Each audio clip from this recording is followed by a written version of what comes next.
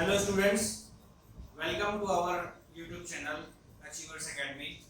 आज हम लोग इस वीडियो में पढ़ने वाले हैं चैप्टर कैलोरीमेट्री का जो फर्स्ट पार्ट है वो, ठीक है।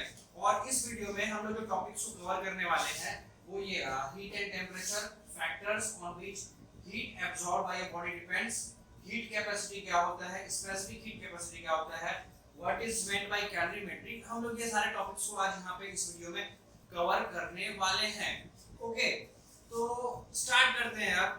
तो सबसे पहले हम लोग ये जो कैलोरीमेट्री का मीनिंग है, इसका मतलब क्या होता है। कैलोरीमेट्री का मीनिंग होता है measurement of heat, measurement of heat, the process of measurement of heat is called calorimetry। तो अब यहाँ पे सबसे पहले हम लोग ये समझते हैं कि हीट होता क्या है। ऑलरेडी आप लोग क्लास 9 में पढ़ चुके हैं कि हीट क्या होता है, फिर भी यहाँ पे एक बार और उसको थोड़ा सा यहाँ पे रिकैप्चुलेट करते हैं ताकि आपको याद आ जाए, और या अगर याद होगा तो और अच्छे से समझ में आ जाए। तो देखो हीट क्या होता है। Heat is a form of energy. जब हीट किसी बॉडी के अंदर जाता है तो उस बॉडी का टेम्परेचर बढ़ता है, और किसी बॉडी से जब निकलता है तो उस बॉडी का टेम्परेचर कम होता है। Heat is a form of energy which gives sensation of hotness और कोल्डनेस ऑफ अ बॉडी। जब वो किसी बॉडी के अंदर आता है तो उस बॉडी में गर्मी आता है, ठीक है ना, हॉट हो जाता है। और अगर वो किसी बॉडी से निकलता है तो वो बॉडी कोल्ड हो जाता है। तो ऐसा क्यों होता है, हीट है क्या एक्चुअली में। देखो, कोई भी बॉडी, उसमें बहुत सारा मॉलिक्यूल्स होगा, ऑब्वियसली होगा, और उस मॉलिक्यूल्स का कुछ इंटरनल एनर्जी होगा। अब ये इंटरनल एनर्जी क्या हो गया, सपोज करो कोई एक बॉडी है, उसमें बहुत सारा मॉलिक्यूल्स है, तो उस मॉलिक्यूल्स का क्या होता है, काइनेटिक एनर्जी होता है, ठीक है, कुछ पोटेंशियल एनर्जी होता है। तो ये दोनों को एक साथ हम लोग बोलते हैं इंटरनल एनर्जी। इंटरनल एनर्जी, तो ये जो मॉलिक्यूल्स का जो टोटल इंटरनल एनर्जी होता है वही हीट होता है, ठीक है ना। वो हीट में, हीट के फॉर्म में होता है, ठीक है। तो ये समझ में आया हीट क्या होता है। अब हम लोग आते हैं हीट के यूनिट्स के बारे में बात करते हैं, यूनिट्स ऑफ हीट। तो देखो, यूनिट्स के लिए अगर हम लोग बात करें तो जैसा कि हम बोल चुके हैं कि heat is a form of energy. तो सारे एनर्जी का जो ऐसा यूनिट होता है वो क्या होता है, जूल। तो हीट भी एक एनर्जी है, तो उसका भी ऐसा यूनिट जूल होगा। ओके, अब हम लोग डेली यूज्ड यूनिट्स के बारे में बात करते हैं। एक्चुअली हीट का जो कॉमनली यूज्ड यूनिट है वो है कैलोरी। बहुत लोग सुनते भी हैं कैलोरीज, मैंने इतना कैलोरीज का केक खा लिया, मैंने इतना कैलोरीज का आइसक्रीम खा लिया, बहुत लोग ऐसा बोलते हैं। तो जो कॉमनली यूज्ड यूनिट है हीट का, और वो है कैलोरी। तो कैलोरी है क्या, 1 कैलोरी, ये 1 calorie is the amount of heat required to raise the temperature of 1 gram of water, 1 gram water through 1 degree Celsius। उसी को हम लोग 1 कैलोरी बोलते हैं। मतलब कि 1 ग्राम पानी का 1 डिग्री सेल्सियस बढ़ाने के लिए उसको हम लोग जितना हीट एनर्जी देंगे that is equal to 1 calorie. Simple, वापस से रिपीट कर रहे हैं, ध्यान से सुनना। 1 calorie is the amount of heat required to raise the temperature of 1 gram of water through 1 degree Celsius, ठीक है। और इसका जो प्रिसाइज डेफिनेशन है, ये जो 1 डिग्री सेल्सियस है वो मेनली हम लोग लेते हैं 14.5 डिग्री सेल्सियस से 15.5 डिग्री सेल्सियस तक। इसका रीजन ये है क्योंकि वाटर का जो थर्मल एक्सपेंशन है वो थोड़ा नॉन यूनिफॉर्म है। जैसा कि आप लोगों को पता है anomalous expansion of water, water जो है वो 4 डिग्री से लेकर के 1 डिग्री में हम लोग जब उसको ठंडा करते हैं तो वो कॉन्ट्रैक्ट होने के बजाय और एक्सपैंड करता है ना। और इस तरह से और भी कुछ मतलब जैसे आइस में जब चेंज होता है वाटर तो वो और एक्सपैंड होता है। तो ये जो नॉन यूनिफॉर्म थर्मल एक्सपेंशन है वाटर का, इसके वजह से एक पर्टिकुलर टेम्परेचर को चूज किया गया और वो पर्टिकुलर टेम्परेचर है ये वाला 14.5 डिग्री से 15.5 डिग्री सेल्सियस तक। तो हम लोग ऐसा भी बोल सकते हैं, कैलोरी का जो प्रिसाइज डेफिनेशन है वो हम लोग ऐसा भी बोल सकते हैं कि 1 calorie is the amount of heat required to raise the temperature of 1 gram of water from 14.5 degree Celsius to 15.5 degree Celsius. एकदम क्लियर बात है। अगर हम लोग सिर्फ यहाँ 1 डिग्री सेल्सियस तक भी लिख के छोड़ देते हैं तो कोई दिक्कत नहीं है, कोई इशू नहीं है। लेकिन और बेटर और प्रिसाइज और एग्जैक्ट आंसर तभी होगा जब हम लोग ये वाला भी लिखेंगे, ठीक है। और ये जो 1 कैलोरी है, अगर हम लोग इसको चेंज करते हैं 4 जूल में, तो 1 calorie is equal to 4.2 joule के लगभग होता है। मतलब कैलोरी बड़ा है जूल से, ठीक है। 1 calorie is almost equal to 4.2 joule, ये याद रखना है आपको, ठीक है। अब हम लोग आते हैं, अब हम लोग बात करते हैं टेम्परेचर के बारे में। ये टेम्परेचर क्या होता है? Temperature is a thermal condition of a body which determines the flow of heat when two bodies are kept in contact।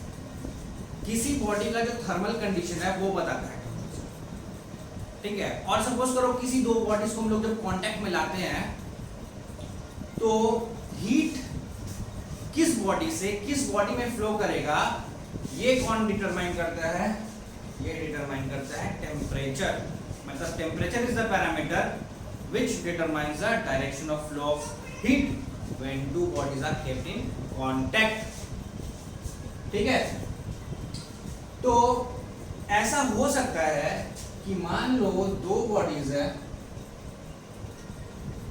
ये बॉडी 1 ये बॉडी 2। सपोज करो इसका टेम्परेचर है T1 या नंबर ही ले लेते हैं यहाँ पे। सपोज करो इसका टेम्परेचर है 20 डिग्री सी, इसका है 30 डिग्री सी,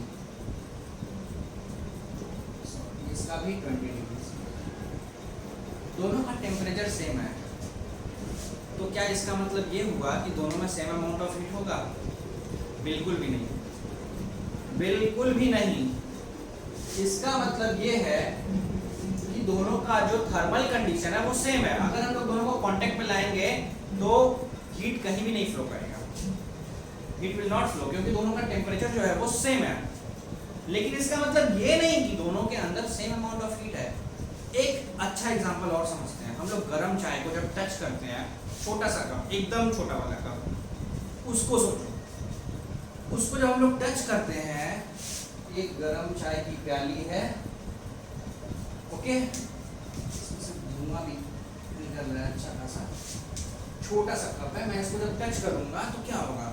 हीट जो है उसमें से मेरे बॉडी में फ्लो करने लगेगा, हीट जो है उसमें से मेरे बॉडी में फ्लो करने लगेगा, ठीक है। क्यों? इसका मतलब साफ है कि उसका जो टेम्परेचर है वो मेरे बॉडी के टेम्परेचर से या मेरे हाथ के टेम्परेचर से ज्यादा है।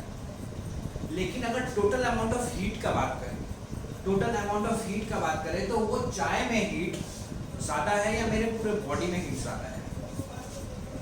ये अब क्वेश्चन यहाँ से आएगा। बॉडी का जो नॉर्मल टेम्परेचर होता है वो 98.4 डिग्री फ़ारेनहाइट होता है, अप्रॉक्सीमेटली 37 डिग्री सेल्सियस होता है। अब जब चाय को टच करेंगे तो हीट चाय से मेरे बॉडी में फ्लो करेगा, लेकिन अमाउंट ऑफ हीट क्या चाय का ज़्यादा है या मेरा बॉडी का ज़्यादा है? चाय इतनी सा है, उसका थर्मल कंडीशन ऐसा है कि उसमें उसके मास के हिसाब से उसमें ज़्यादा हीट भर दिया गया है अकॉर्डिंग टू इट्स मास। लेकिन मेरा मास क्या है? मेरा बॉडी का जो मास है वो पूरा फैला हुआ है, ठीक है। अगर हम लोग सारे अमाउंट, बॉडी के सारे अमाउंट ऑफ हीट को एडअप कर दे तो चाय के हीट से काफ़ी ज़्यादा हीट मेरे बॉडी के अंदर है, ठीक है। लेकिन मेरे में क्या है? मेरे बॉडी में मेरा बॉडी काफ़ी बड़ा है, मास ज़्यादा है और हीट फैला हुआ है।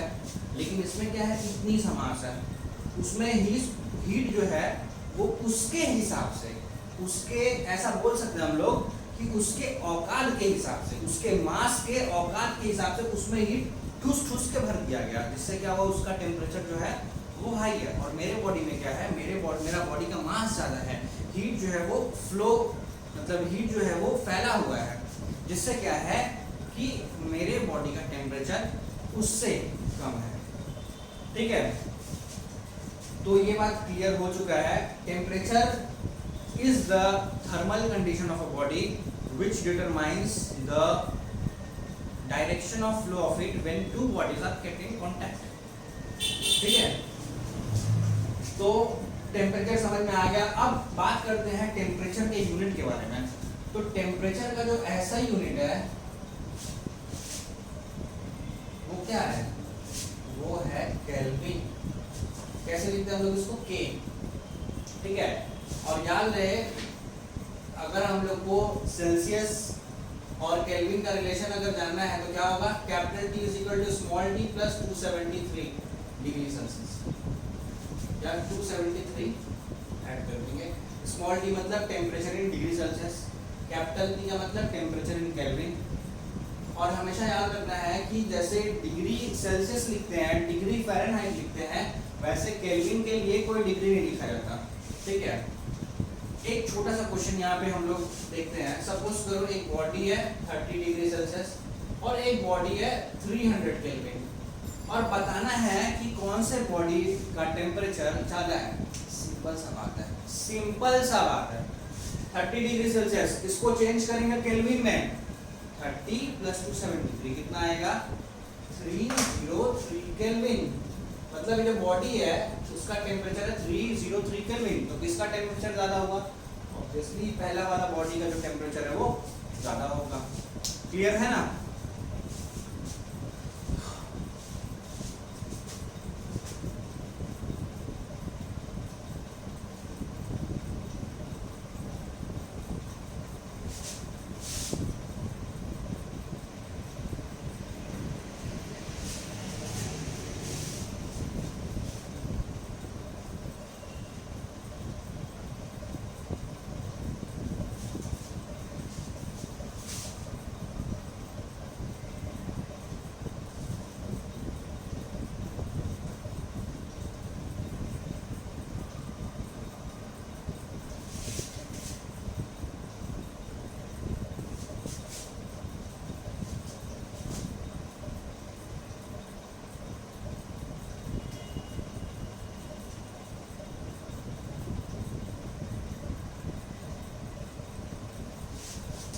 अब हम लोग डिस्कस करते हैं the factors on which heat absorb bye a body depends on.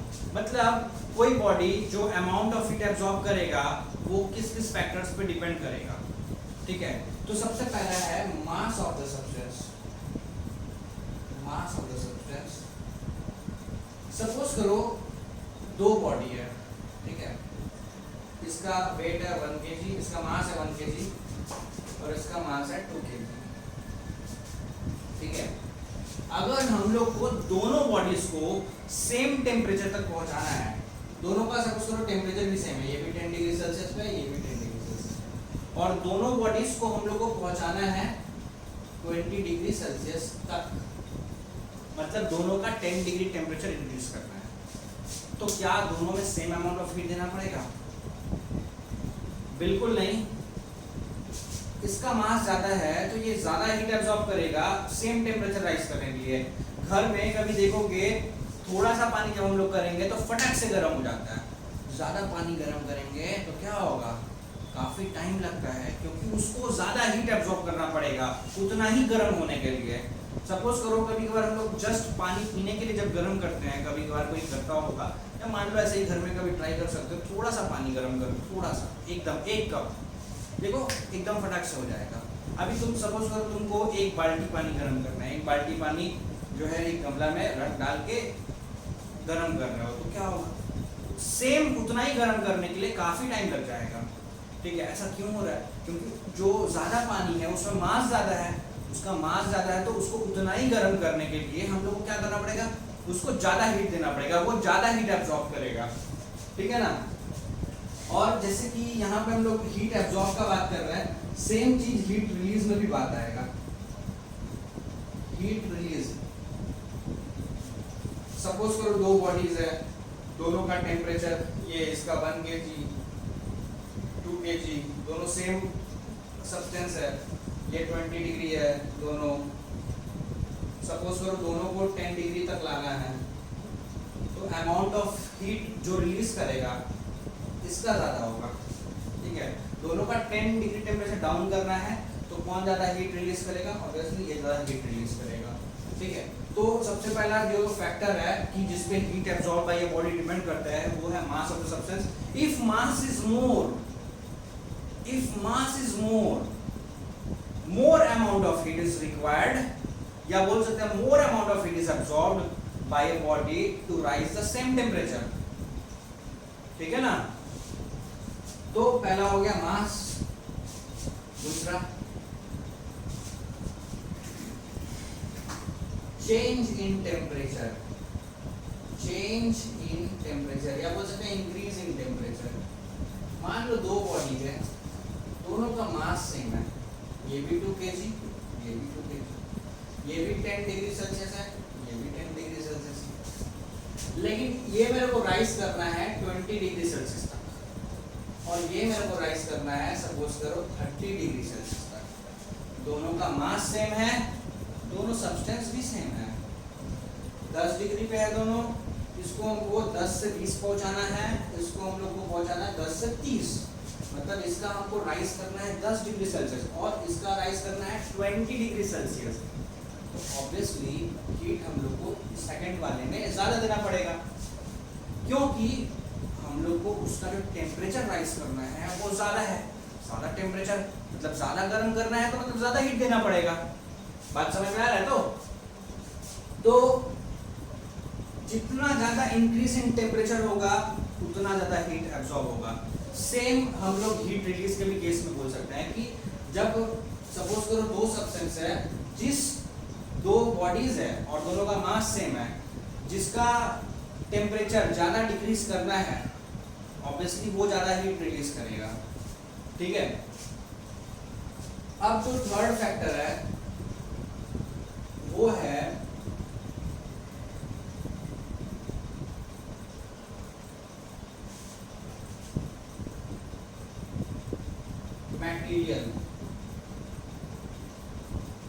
Material of the substance. अलग अलग जो सब्सटेंस होता है वो अलग अलग अमाउंट ऑफ हीट एब्जॉर्ब करता है 1 डिग्री टेम्परेचर राइज करने के लिए। एग्जाम्पल के तौर पे हम लोग ये समझते हैं 1 ग्राम वाटर,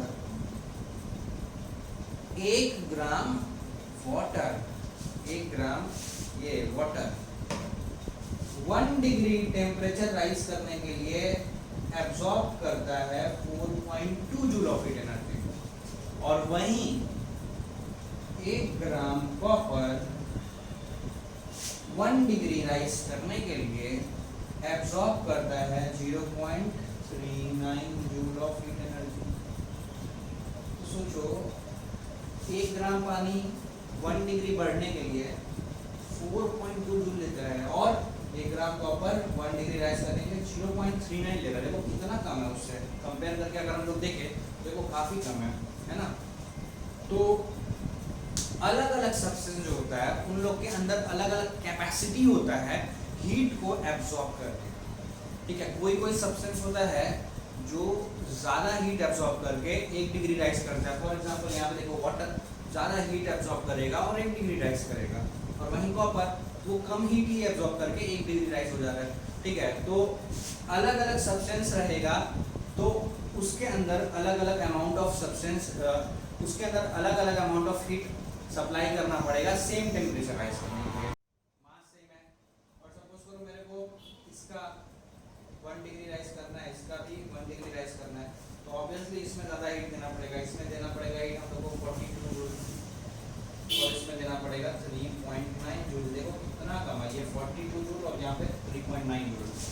ठीक है, तो इसलिए हम लोग ये बोल सकते हैं कि अलग अलग सब्सटेंस का सेम टेम्परेचर राइज करने के लिए दोनों को जो अमाउंट ऑफ हीट एब्जॉर्ब करेगा वो डेफिनेटली अलग अलग होगा, या फिर जो रिलीज भी करेगा वो भी अलग अलग होगा। ठीक है,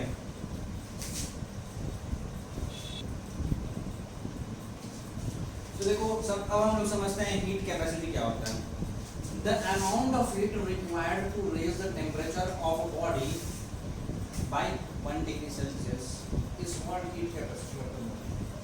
मतलब किसी बॉडी का 1 डिग्री सेल्सियस टेम्परेचर बढ़ाने के लिए जो उसको अमाउंट ऑफ हीट हम लोग सप्लाई करेंगे या जो वो अमाउंट ऑफ हीट एब्जॉर्ब कर रहा है, that amount of heat is called heat capacity of that body।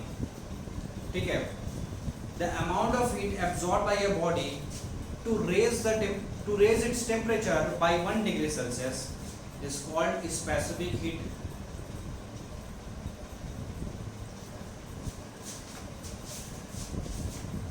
अब हम लोग समझते हैं heat capacity of a body. Heat capacity of body क्या है? The amount of heat required to raise the temperature of a body by 1 degree Celsius is called heat capacity of the body।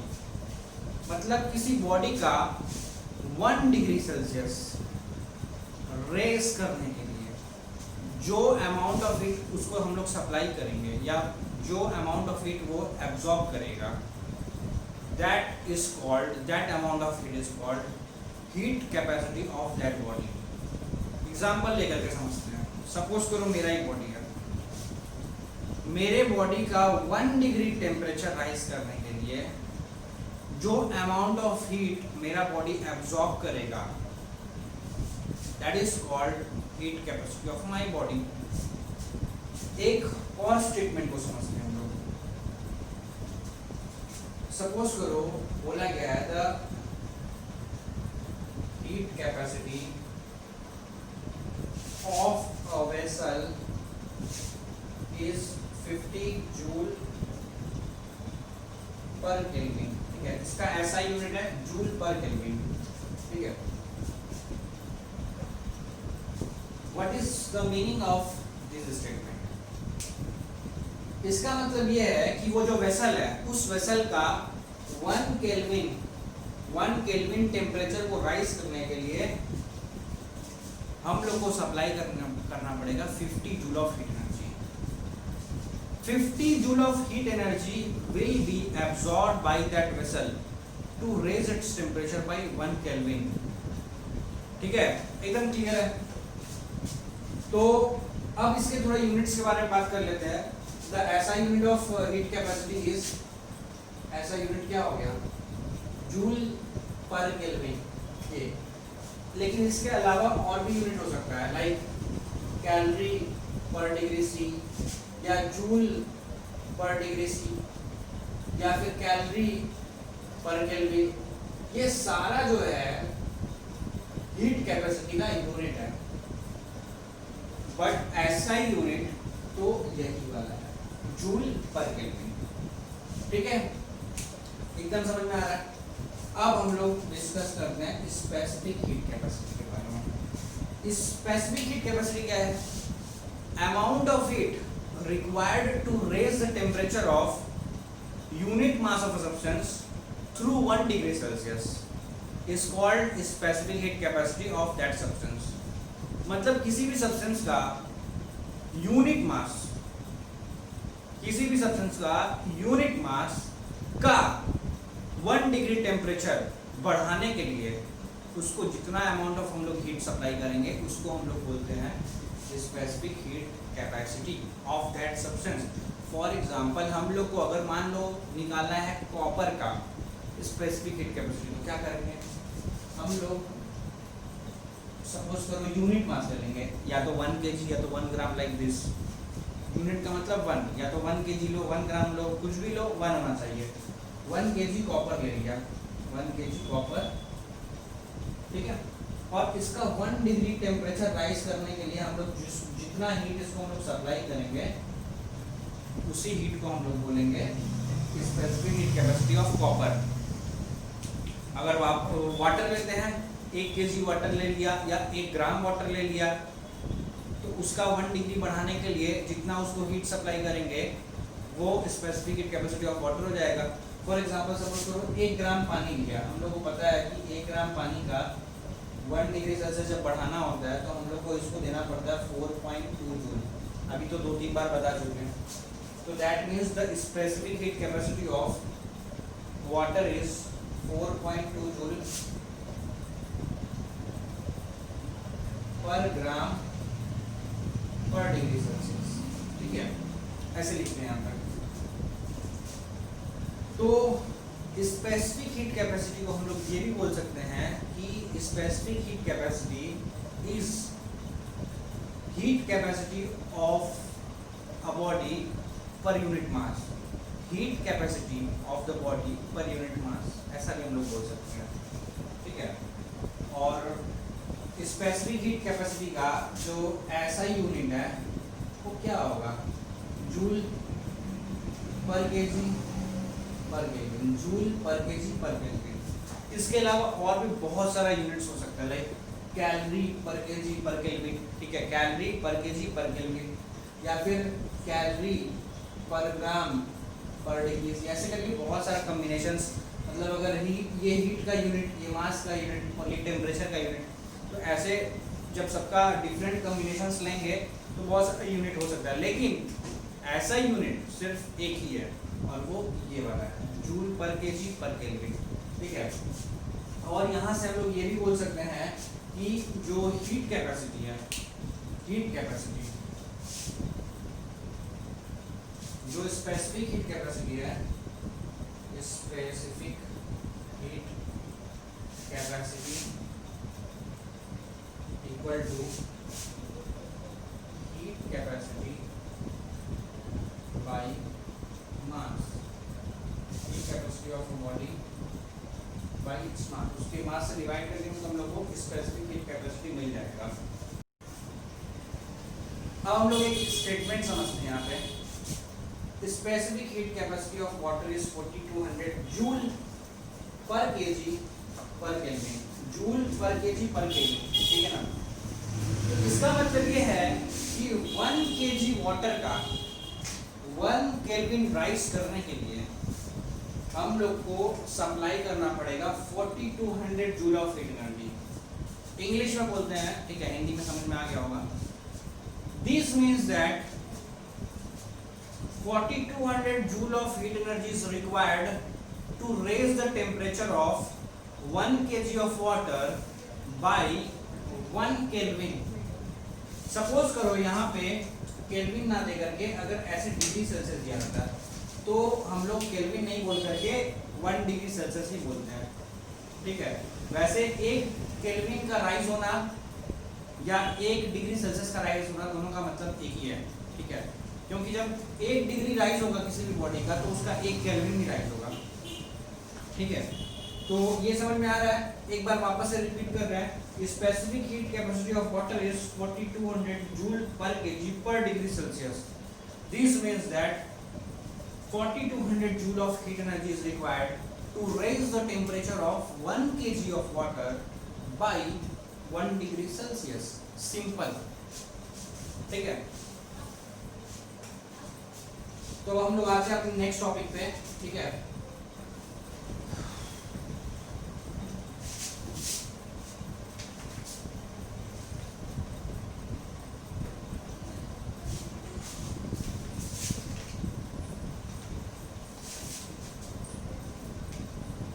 Heat is directly proportional to mass of the body. बताया था कि अगर मास ज्यादा रहेगा तो जो heat absorbed होगा वो मास पे डिपेंड करता है। Heat absorbed by your body is directly proportional to the mass of the body. Heat is directly proportional to change in temperature, small T. ठीक है, देखो अलग अलग बुक्स में सिंबल्स अलग अलग यूज किया जाता है। जैसे कि कुछ बुक्स में हीट के सिंबल के लिए क्यू यूज किया होगा और टेम्परेचर के लिए थीटा। ठीक है, बट हम लोग सिंबल्स कुछ भी यूज कर सकते हैं फॉर अंडरस्टैंडिंग, कुछ भी कर सकते हैं। तो यहाँ पे हम हीट के लिए एच यूज कर रहे हैं और चेंज इन टेम्परेचर में डेल टी। ठीक है, तो अगर इन दोनों को कंबाइन करें तो कुछ ऐसा आएगा, heat is directly proportional to mass into change in temperature, H equals to S into M into del T. ठीक है, वैसे S बाद में लिखते हैं, m into S into del T, M S del T. यहाँ पे S क्या है? S इज अ कांस्टेंट जिसको हम लोग बोलते हैं specific heat capacity. S is equal to H by M into del T, और जो S का यूनिट था वो यहीं से आया था। और S का जो डेफिनेशन है और जो S का यूनिट है, S का मतलब यहाँ पे स्पेसिफिक हीट कैपेसिटी, बहुत सारे बुक्स में S नहीं यूज करके C यूज किया जाता है, बट जैसा कि बोल चुके कि सिंबल्स के लिए हम लोग अपने इजी अंडरस्टैंडिंग के लिए कुछ भी यूज कर सकते हैं। ठीक है, तो S is equal to H by M into del T, और स्पेसिफिक हीट कैपेसिटी का जो डेफिनेशन है वो यहीं से आता है। If mass equals to 1 unit, change in temperature is equal to 1 unit, then S is equal to क्या हो जाएगा? H.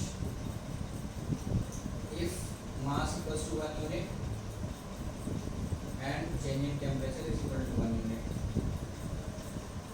ठीक है, तो यहीं से स्पेसिफिक हीट कैपेसिटी का जो है वो डेफिनेशन आता है। Specific heat capacity is the amount of heat absorbed bye unit mass of a substance for unit change in temperature, और unit change in temperature का मतलब like 1 Kelvin टेम्परेचर या 1 डिग्री सेल्सियस टेम्परेचर। तो specific heat capacity का जो definition है वो यहीं से निकलता है, और वो क्या है? Specific heat capacity of a body is the amount of heat absorbed by unit mass of that body for 1 degree और 1 केल्विन राइज इन टेम्परेचर। ठीक है, तो इस तरीके से हम लोग यहाँ पे स्पेसिफिक हीट कैपेसिटी का जो है डेफिनेशन बोलते हैं, और इस एक्सप्रेशन को देख करके हम लोग ये भी बोल सकते हैं कि इसका यूनिट क्या होगा। तो सबसे पहले हम लोग ऐसा यूनिट के बारे में बात करते हैं। इसका जो ऐसा यूनिट है वो क्या होगा? देखो, हीट का ऐसा यूनिट जूल बाई मास का केजी और इसका केल्विन। ठीक है, तो इसको हम लोग लिखते कैसे हैं? जूल पर केजी पर केल्विन। ठीक है, इसके अलावा और भी बहुत सारा यूनिट्स हो सकता है, लाइक कैलोरी पर ग्राम पर डिग्री सेल्सियस, कैलोरी पर ग्राम पर डिग्री सेल्सियस, या फिर कैलोरी पर केजी पर केल्विन, ये सब भी हो सकता है। ठीक है, क्योंकि यहाँ पे हीट, मास और टेम्परेचर है, तो तीनों के अलग अलग यूनिट्स का कॉम्बिनेशन लेकर के स्पेसिफिक हीट कैपेसिटी का अलग अलग यूनिट आ सकता है। लेकिन जो ऐसा यूनिट है वो सिर्फ एक है, और वह है जूल पर केजी पर केल्विन। ये याद रहे। ठीक है,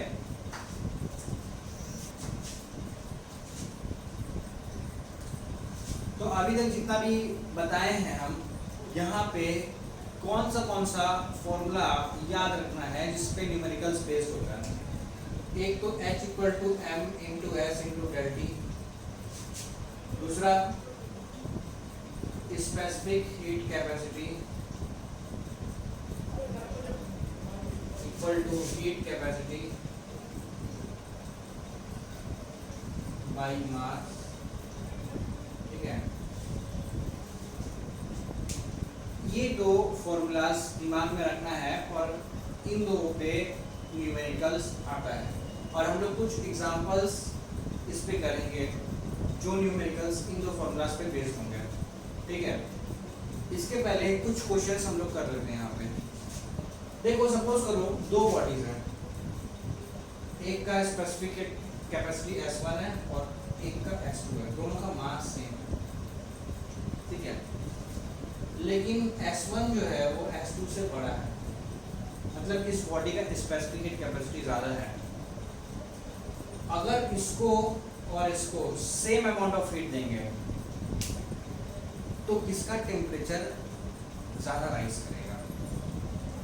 वापस से रिपीट कर रहे हैं, दो बॉडी है, दोनों का टेम्परेचर सेम है, दोनों का मास सेम है, लेकिन स्पेसिफिक हीट कैपेसिटी दोनों का अलग अलग है। दो बॉडीज है, दोनों का टेम्परेचर सेम है, मास सेम है, लेकिन स्पेसिफिक हीट कैपेसिटी अलग अलग है। अगर हम लोग दोनों को सेम अमाउंट ऑफ हीट देंगे तो किसका टेम्परेचर ज़्यादा राइज करेगा, और हम लोग को क्या पता है कि S1 जो है वो S2 से बड़ा है। तो एक बार सोचो थोड़ा सा, फिर बताते हैं हम यहाँ पे।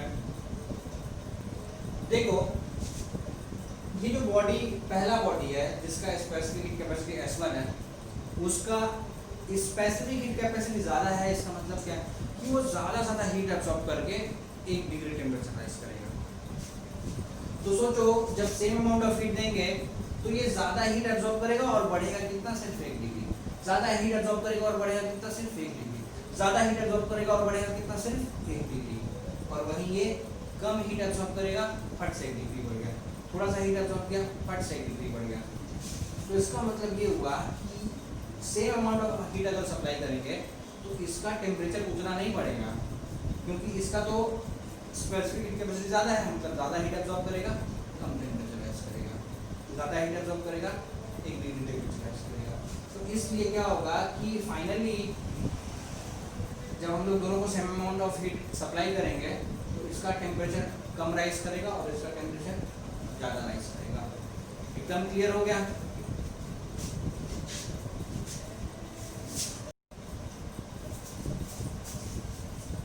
अब हम लोग समझते हैं difference between heat capacity and specific heat capacity. और ये क्वेश्चन कभी कभार बोर्ड में पूछा जा चुका है, ठीक है।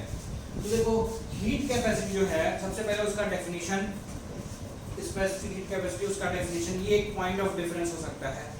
Heat capacity is the amount of heat required to raise the temperature of a body by 1 degree Celsius. स्पेसिफिक हीट कैपेसिटी क्या है? The amount of heat required to raise the temperature of unit mass of that substance by 1 degree or 1 Kelvin, ठीक है। अब देखो यहाँ पे जो मेन दूसरा डिफरेंस है, मेन वो है ये कि हीट कैपेसिटी जो है वो मास पे डिपेंड करेगा, और वहीं स्पेसिफिक हीट कैपेसिटी जो है वो मास पे डिपेंड नहीं करेगा। सोचो हीट कैपेसिटी में क्या है, अगर सपोज करो किसी बॉडी का, मान लो छोटा बॉडी है, तो इसका 1 डिग्री टेम्परेचर राइज करने के लिए हमको कम हीट देना पड़ेगा, तो फिर क्या होगा कि इसका हीट कैपेसिटी भी कम होगा। लेकिन अगर सपोज करो इस बॉडी का मास ज़्यादा होगा तो इसका 1 डिग्री टेम्परेचर राइज करने के लिए, 1 डिग्री सेल्सियस टेम्परेचर राइज करने के लिए मेरे को इसको ज़्यादा हीट देना पड़ेगा। तो इसका मतलब क्या हुआ कि ये वाला जो बॉडी है उसका हीट कैपेसिटी ज़्यादा है।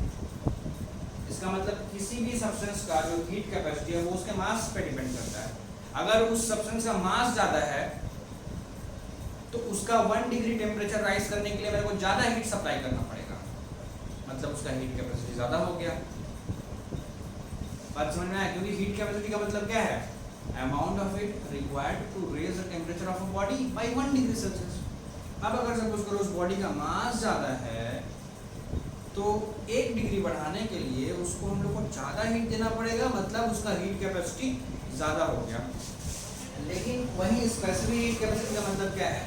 Unit mass of that substance, मतलब उस बॉडी का चाहे थोड़ा सा मास हो या ज़्यादा मास हो, मतलब ही नहीं है, मतलब उस सब्सटेंस का यूनिट मास का 1 डिग्री टेम्परेचर राइज करने के लिए जो हमको हीट देना पड़ेगा वही है स्पेसिफिक हीट कैपेसिटी। तो यहाँ तो कम, छोटा बॉडी हो बड़ा बॉडी हो, कम मास हो बड़ा ज़्यादा मास हो, उससे कोई फर्क नहीं पड़ेगा स्पेसिफिक हीट कैपेसिटी के लिए। लेकिन हीट कैपेसिटी में क्या है कि वो मास पे डिपेंड कर रहा है। ये दूसरा मेन डिफरेंस है। और बहुत बार क्या होता है, थोड़ा बढ़ाने के लिए बहुत लोग क्या करते हैं, हीट कैपेसिटी का यूनिट डाल दिया, वो डाल सकते हैं। बट 2 मेन डिफरेंस लिखना है, वो क्या है? पहला तो इन दोनों का डेफिनेशंस, और दूसरा जो मेन डिफरेंस है ये कि हीट कैपेसिटी मास पे डिपेंड करता है और ये जो है मास पे डिपेंड नहीं करता, डिपेंड्स ऑन मास,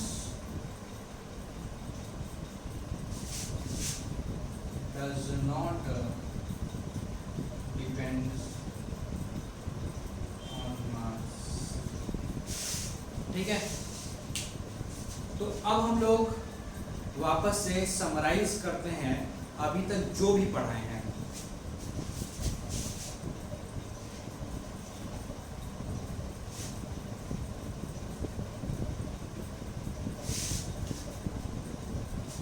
सबसे पहले हीट का मीनिंग, हीट क्या है? Heat is the internal sum total of internal energy of molecules.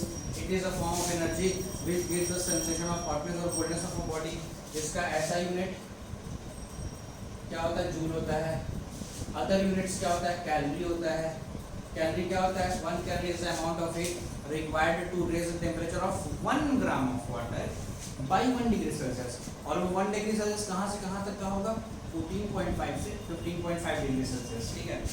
और साथ ही साथ 1 calorie is equal to 4.2 joule, ये भी याद रखना है, ठीक है। अब आते हैं लोग टेम्परेचर पे। Temperature is a thermal condition of the body, ठीक है। और इसका ऐसा यूनिट क्या होगा? केल्विन होगा। Kelvin is equal to temperature in kelvin scale is equal to temperature in Celsius plus 273। अगर हम लोग को सेल्सियस को केल्विन में चेंज करना होगा तो प्लस 273 करेंगे, और अगर केल्विन को सेल्सियस में चेंज करना होगा तो माइनस 273 करेंगे, ठीक है। उसके बाद factors on which heat absorb by body depends. Heat is directly proportional to mass of the body. अगर सपोज करो मास ज़्यादा है किसी बॉडी का, तो क्या होगा कि उसको ज़्यादा हीट सप्लाई करना पड़ेगा सेम टेम्परेचर राइज करने के लिए। और heat is directly proportional to change in temperature. जितना ज़्यादा टेम्परेचर चेंज करेंगे उतना ज़्यादा हीट एब्जॉर्ब करेगा वो बॉडी, ठीक है। और उसके बाद ये formula H is equal to S into M into del T. यहाँ से आया क्या? H by S equal to H by M into del T. यहीं से हम लोग को स्पेसिफिक हीट कैपेसिटी का जो डेफिनेशन है वो मिला, और ऐसा unit of specific heat capacity यहीं से मिला, जूल पर केजी पर केल्विन, ठीक है।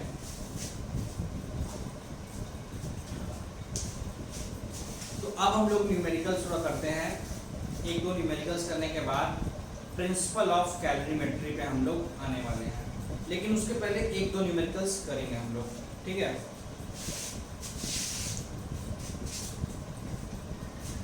तो एक सम्स ये आपके बोर्ड पे देख सकते हैं आप, ये क्या लिखा हुआ है? A piece of iron of mass 2 kg has a heat capacity of 966 joule per kelvin. क्या है ये? Heat capacity. इस सम्स को कराने का एक और मतलब है यहाँ पे हम एक न्यू एक फॉर्मूला बताएंगे। फॉर्मूला थोड़ा सा अलग है, जो पहले बताए हैं वही है, थोड़ा सा डिफरेंस है, थोड़ा सा, ठीक है। खैर जो भी है, heat capacity of 966 joule per kelvin. बोला क्या? Find the heat energy needed to warm it by 15 degree Celsius. और दूसरा क्वेश्चन में बोला है स्पेसिफिक हीट कैपेसिटी फाइंड करना इन ऐसा यूनिट, ठीक है। तो देखो सबसे पहले यहाँ पे बोला है कि हीट कैपेसिटी जो है वो ये है, और उसका मास जो है वो 2 kg है। ऐसे हम लोग बिना फॉर्मूला यूज के भी सोच सकते हैं कि अच्छा मतलब 1 केल्विन बढ़ाने के लिए कितना जूल हीट एनर्जी देना पड़ता है? 966 जूल। 1 केल्विन बढ़ाने के लिए मतलब हो गया 1 डिग्री बढ़ाने के लिए 966 जूल ऑफ हीट एनर्जी देना पड़ता है, ठीक है। तो अगर 1 डिग्री बढ़ाने के लिए 966 जूल देना पड़ता है, तो 15 डिग्री बढ़ाने के लिए कितना देना पड़ेगा? इंटू 15 कर देंगे, ठीक है। यहाँ पे कुछ स्टूडेंट्स के दिमाग में ये भी क्वेश्चन आ सकता है, अच्छा सर 1 केल्विन बढ़ाना है ना, 1 डिग्री नहीं, तो आप डिग्री के लिए कैसे बोल रहे हैं? देखो 1 केल्विन का राइज होना, राइज नहीं चेंज करते हैं, change in 1 kelvin is equal to change in 1 degree Celsius, ठीक है।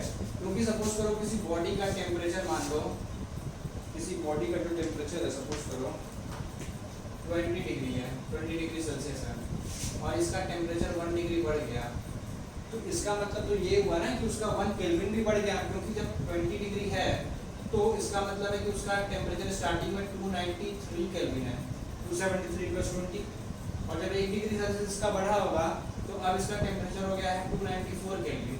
तो मतलब 1 केल्विन राइज भी तो किया, दैट मींस 1 केल्विन का बढ़ना और 1 डिग्री सेल्सियस का बढ़ना दोनों सेम बात है, ठीक है। तो हम लोग यूनिटरी मेथड से तो करेंगे नहीं, यहाँ पे करने को कर सकते हैं, बट हम लोग फॉर्मूला यूज करेंगे H equal to M into S into del T. देखो पहले एक फॉर्मूला बताया था कि specific heat capacity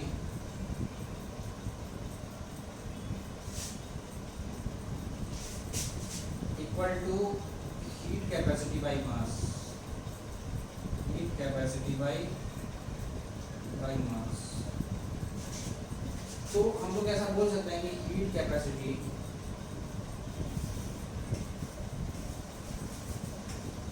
equal to mass into specific capacity, ऐसा बोल सकते हैं। तो देखो इस फॉर्मूला में H equal to m into S, m into S एक साथ क्या हो जा रहा है, हीट कैपेसिटी।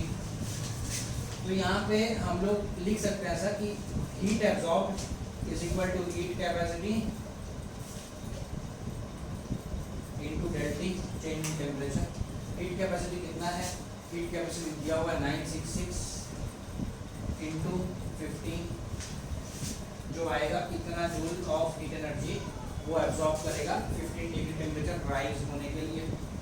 अब आते हैं heat capacity, specific heat capacity निकालने के लिए बोला है, तो वो यही फॉर्मूला यूज करेंगे। Specific heat capacity is equal to heat capacity कितना है 966 बाई मास, और मास कितना है 2 kg, ठीक है। तो ये कितना आएगा 483, तो हो गया 483 जूल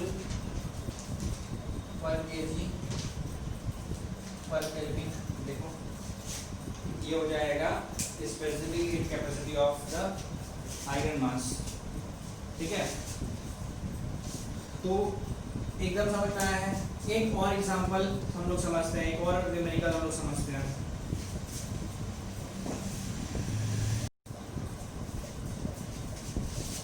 अब हम लोग समझते हैं कैलोरीमीटर के बारे में।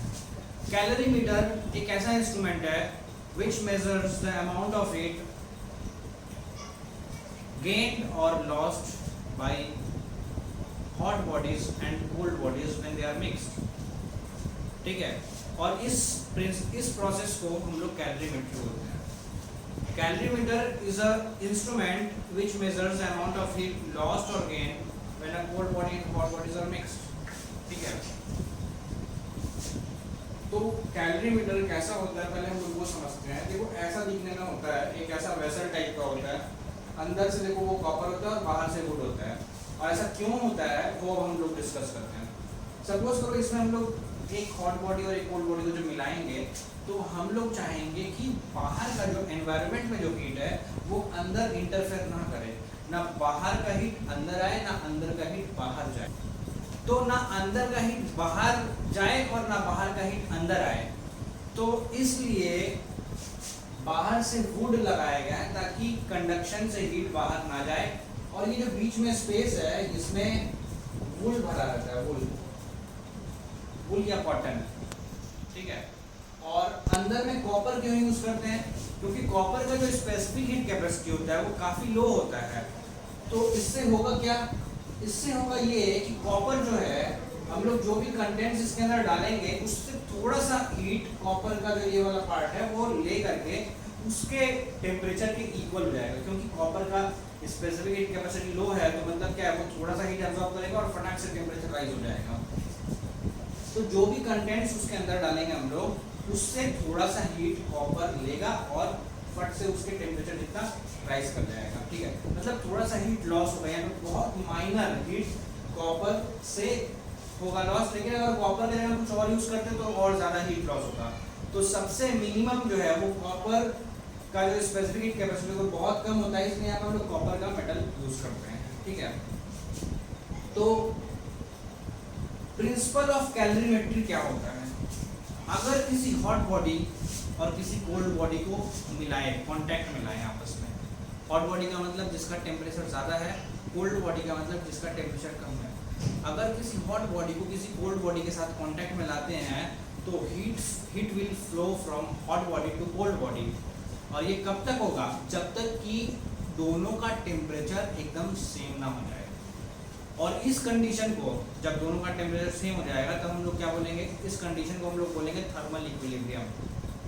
तो जब तक वो दोनों बॉडीज थर्मल इक्विलिब्रियम में नहीं पहुंच जाता तब तक हीट जो है वो हॉट बॉडी से कोल्ड बॉडी में फ्लो करता रहेगा, ठीक है। And according to principle of calorimetry, अगर कोई भी हीट अंदर से बाहर नहीं जाता है और ना ही बाहर से अंदर आता है तो क्या होगा कि heat lost by hot body equal to heat gained by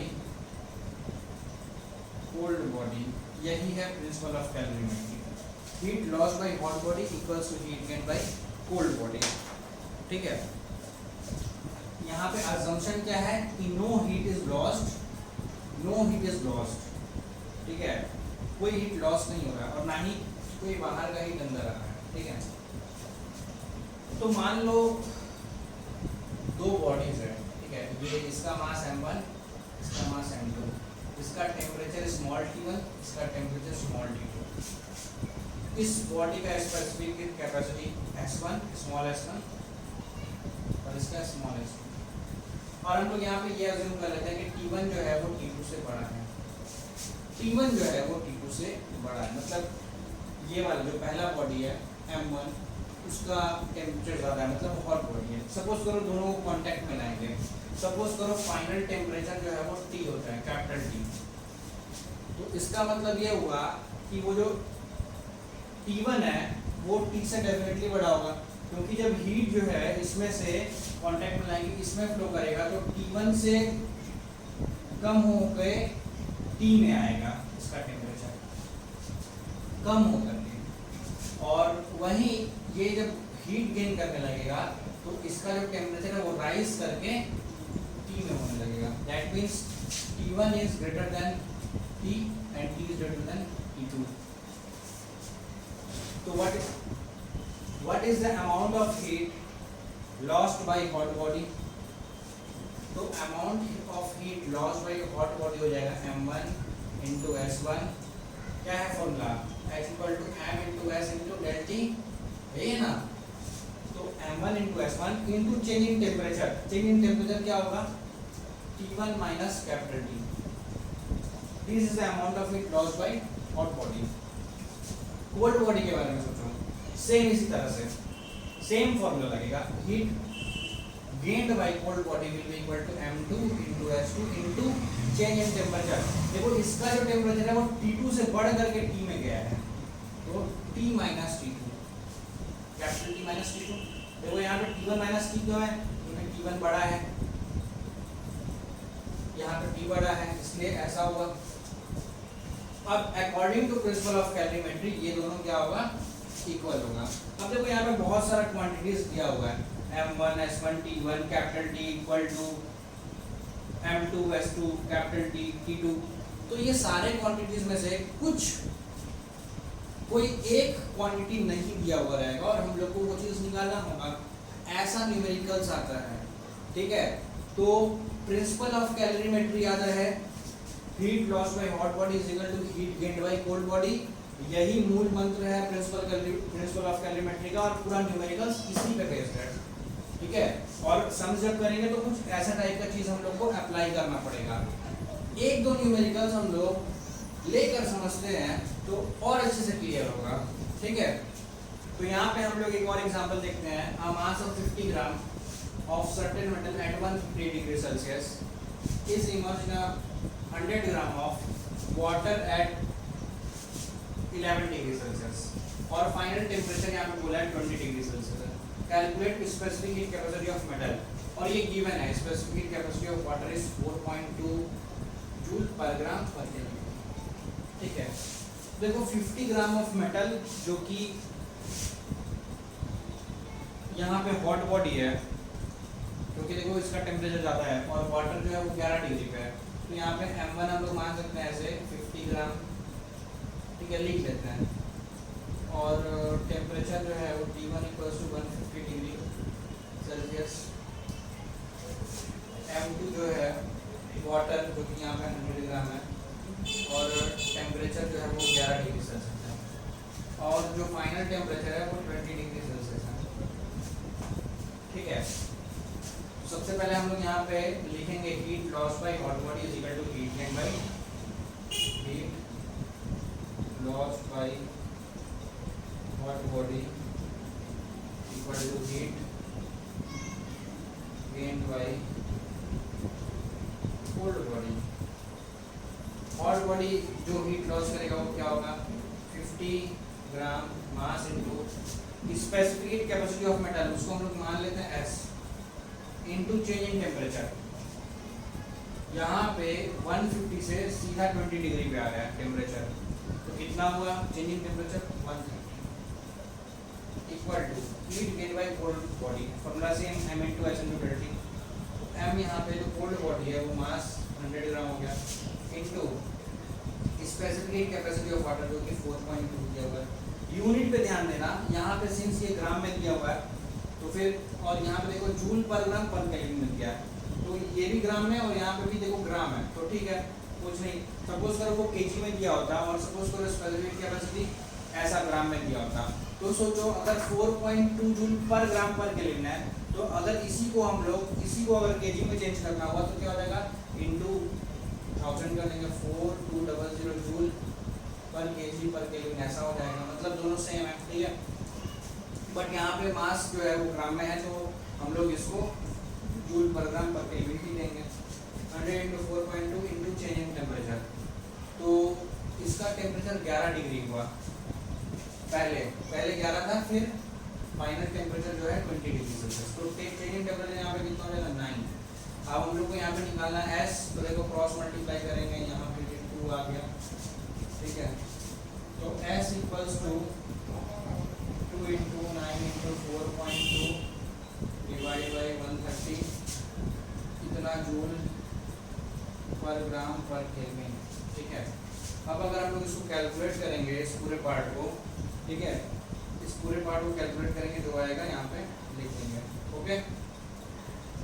तो एक और क्वेश्चन यहाँ पे हम लोग देखते हैं, पहले क्वेश्चन को रीड करते हैं, फिर समझते हैं और फिर प्रोसीड करते हैं। 45 ग्राम of water at 50 degree Celsius in a beaker is cooled when 50 gram of copper at 18 degree Celsius added to it। 45 ग्राम पानी, 45 ग्राम वाटर जो कि 50 डिग्री पे है, उसमें हम लोग कॉपर डाले हैं और कॉपर का जो टेम्परेचर है वो 3 डिग्री सेल्सियस है और मास 50 ग्राम है, तो मतलब कॉपर यहाँ पे ठंडा है और यहाँ पे पानी जो है वो हॉट बॉडी हो गई। कंटेंट्स को स्टीर किया गया और एक फाइनल टेम्परेचर थोड़ी देर बाद पहुंचता है, ठीक है।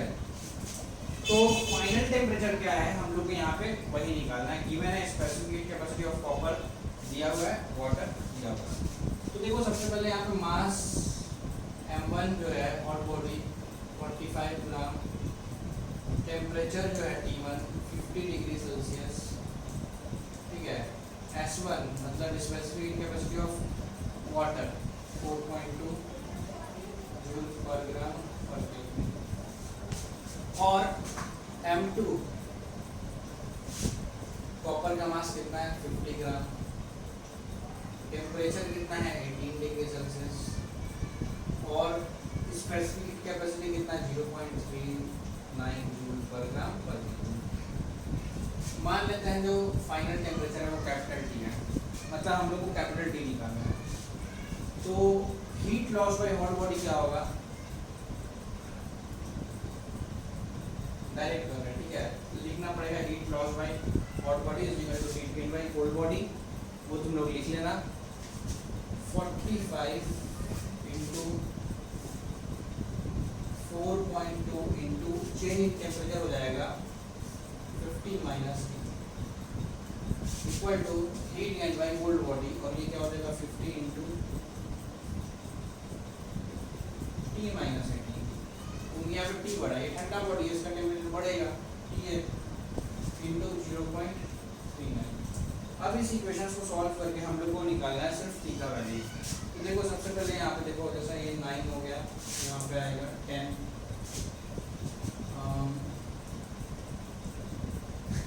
फिर उसके बाद ये 10 को हम लोग मल्टीप्लाई करते हैं, तो 3.9 इंटू ब्रैकेट में 2 माइनस 18, और यहाँ पे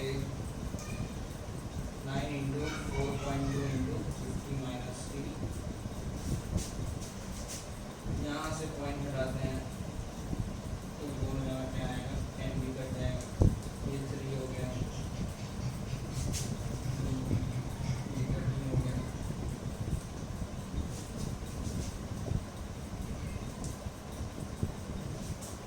42 इंटू 3 आएगा 1 2 6 ब्रैकेट इक्वल टू 13। अब देखो इस इक्वेशन को हम लोग सॉल्व करेंगे सिंपली, थोड़ा सा मल्टीप्लिकेशन करना पड़ेगा। 126 इंटू 50 माइनस 126t। तो नेक्स्ट देखें यहाँ पे क्या आने वाला है।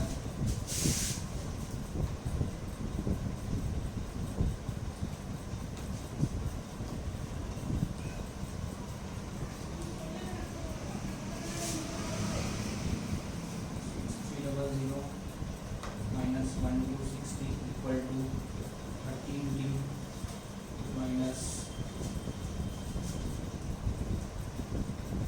224।